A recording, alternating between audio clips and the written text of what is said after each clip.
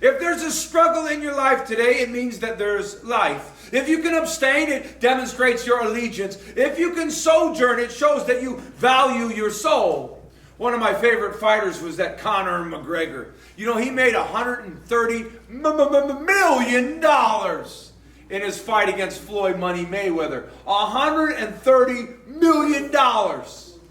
But previous to that, he lost thousands of dollars in a scuffle in the backstage when he got mad at a couple fighters, and he took a dolly, spun it around, and threw it into a bus and broke glass. He got arrested for it. It was one of the most foolish things he had done. There was rumors that he stole an old man's phone and punched the man in the face and got sued for that. And I'm thinking, those hands of yours can be making millions of dollars in the ring. And yet you want to fight an old man, and yet you want to throw a dolly at a bus. You're fighting the wrong battles. I'll say it again. You're fighting the wrong battles.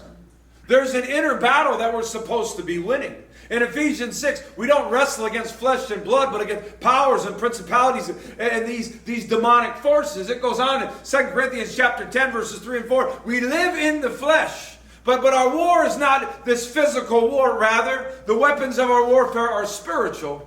And we have to demolish the way that we think. We have to demolish those old patterns of behavior that are within us.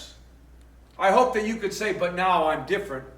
I used to be given to fornication or immoral acts, but now I'm different. I used to have filthy language, but now I'm different. Now there's a war that's waging inside.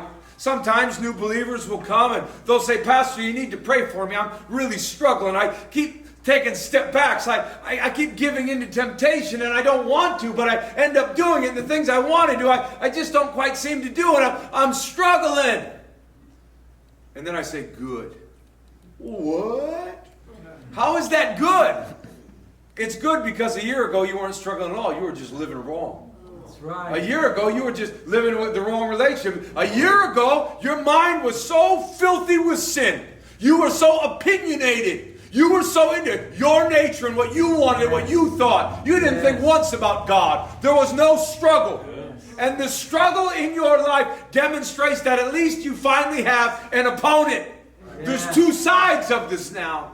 You used to only have the sinful nature side. You used to only have the selfish, unrighteous side. But when you open your heart to God, then the Spirit of God came in. James chapter 4 verse 1. What causes wars among you?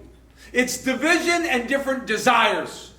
You used to not have a war in you at all. But when the Spirit of God comes, He doesn't want to share you. He doesn't want you to be a temple of God and a temple of idols. In my office, there's a fish tank. By my son Enoch, he had a fish for 2 years. Should have lasted 2 days, man. You know what that fish ate? You guessed it, fish food. That's what fish eat. I have a dog now. You know what he likes to eat? You guessed it, dog food. What do you like to eat? Dill taco, Tams, delicious food, taco station. Well, what is it that you hunger for? Jesus said, if you hunger and thirst for righteousness, then you can be filled. If you would come to me and receive the fountain of living water, then you would be filled. Those that are stuck in their sin, they hunger and thirst for sin. The addict, they hunger and thirst for another high. Those that watching pornography, they hunger and thirst for another viewing of it. Those that like to steal, the kleptomaniacs, they hunger and thirst for another opportunity to steal. The glutton, they hunger and thirst for another bite and another sandwich and another big piece of cake. They hunger and thirst for something. If you have an appetite for spiritual things, then the Spirit of God is in you. That's right.